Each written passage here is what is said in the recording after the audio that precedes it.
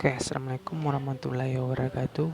Minggu sebelumnya Anda sudah mempelajari tentang sistem mekanis katup. Sekarang kita akan pelajari lagi sistem pelumasan pada sepeda motor. KIKD atau kompetensi dasar yang kita kuasai adalah menguasai atau menganalisa gangguan pada sistem pelumasan, memperbaiki sistem pelumasan.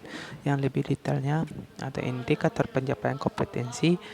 Yang pertama, memahami sistem pelumasan, komponen-komponen pelumasan, gangguan pada sistem pelumasan, kerusakan yang disebabkan oleh sistem pelumasan, menganalisa gejala kerusakannya, memperbaiki kerusakan dan komponen-komponen pelumasan. Ini semua adalah inti atau tujuan yang kita pelajari di hari ini. Kalian harus menguasai ini semuanya yang ada di sini. Jika tidak ada di sini, boleh Anda lihat nanti di mana di buku atau di mana yang bisa menambah pengalaman Anda nanti. Tidak harus dari Bapak di sini. Banyak lagi ilmu-ilmu atau yang kurang dari sini bisa kalian ambil dari luar sana. Oke. Pelumasan adalah proses memberi lapisan minyak pelumas di antara dua permukaan yang bergerak. Nah, itu yang dikatakan pelumasan. Lapisan minyak pelumas di antara dua permukaan yang bergerak. Contohnya ini antara gigi yang satu ini dengan gigi yang satu ini. Nah, itu adalah pelumas. Nah, kalau jika tidak ada pelumas nanti maka mesin anak ini cepat aus, cepat rusak, umurnya pendek. Oke, contohnya ini. Fungsi pelumasan yang pertama adalah mengurangi gesekan. Nah, ini adalah piston yang kotak ini piston. Ini panah ini adalah piston turun arah piston turun naik. Yang kuning ini adalah oli dan yang garis ini adalah silinder. Ini nampak di antara komponen satu dengan komponen yang sebelah ini adalah dilapisi oleh pelumas. Tuh. Jadi dengan adanya pelumas ini bisa mengurangi gesekan. Tidak capek habis.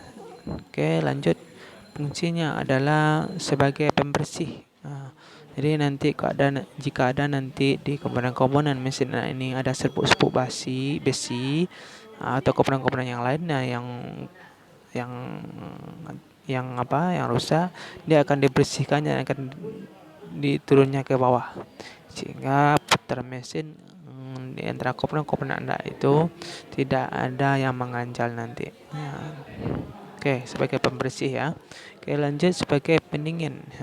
Salah satunya oli ini adalah sebagai pendingin. Nih nampak di Anda ini piston, ini silinder, ini pelumas. Jika tidak ada pelumas ini, maka mesin Anda cepat panas. Sabanta dibawa dari contohnya dari sini, dari sekolah ini sampai sekitar 6 kilo mesinnya sudah panas. Jadi fungsi sebagai pendingin. Oke, lanjut sebagai perapat. Salah satunya oli ini adalah sebagai perapat.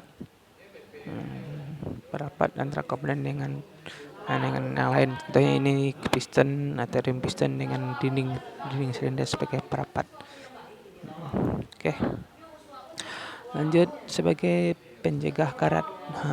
Ini semua Anda pasti sudah tahu. Jika tidak ada olinya pasti mesin akan berkarat. Ya kan? Oke, ini fungsinya ada berapa ini? Ada 5 ya. Yang pertama mengurangi gesekan, sebagai pembersih, sebagai pendingin, sebagai perapat, sebagai penjaga karat. Itu fungsi pelumas. Oke. Lanjut. Jenis-jenis pelumas yang pertama ada sistem dry. Ini yang dry ada tangkinya, ada selangnya di sini.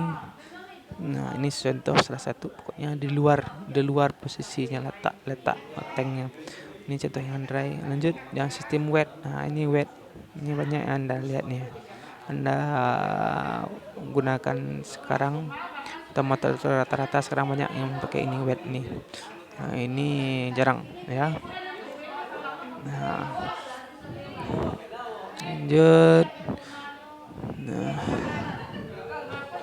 Ini adalah fungsi-fungsi oli itu.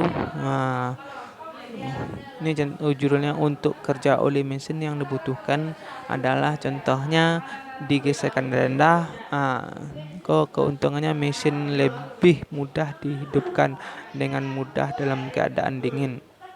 Mudah dihidupkan dalam keadaan dingin. Tuh kalau jika pada saat dingin. Kalau pada saat panas, ini dia mengurangi gesekan pada permukaan luntur. Itu pada saat panas itu adalah kerja oli.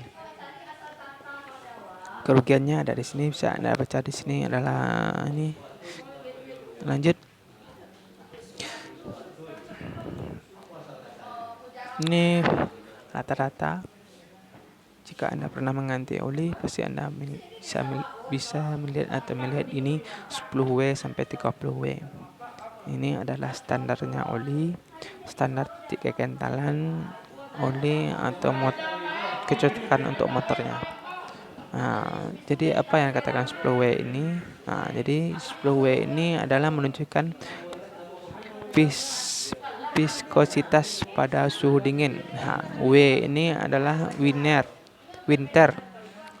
ini musim dingin. Jadi ini menandakan yang 10W ini adalah titik kekentalannya atau suhunya itu pada saat dingin. Yang lanjut yang 30 itu kebalikannya. Ini adalah titik kelelehan mencairnya oli. Itu pada saat suhu 30 derajat. Yang contohnya menunjukkan viskositas pada suhu tinggi atas 100 derajat. Makin besar angkanya makin tinggi viskositasnya. Maksudnya di sini adalah makin besar angka yang ini berarti titik kecairan oli Anda adalah semakin tinggi. Tuh ini 30 berarti nanti pada saat suhu ini melebihi dari ini baru dia mencair. Oke. Sekarang Anda jawab ini, boleh Anda lihat nanti di bukunya di mana atau referensinya di internet, boleh. Silakan Anda jawab ini. Jelaskan gangguan apa saja yang terjadi jika terdapat kerusakan pada sistem pelumasan. Yang kedua, bagaimana cara memperbaiki sistem pelumasan yang rusak. Oke, tugasnya hanya 2 ini. Silakan Anda buat nanti di buku catatan Anda kumpul seperti biasa. Oke. Jika ada yang kurang nanti boleh Anda langsung tanyakan. Oke, itu aja. Makasih. Assalamualaikum warahmatullahi wabarakatuh.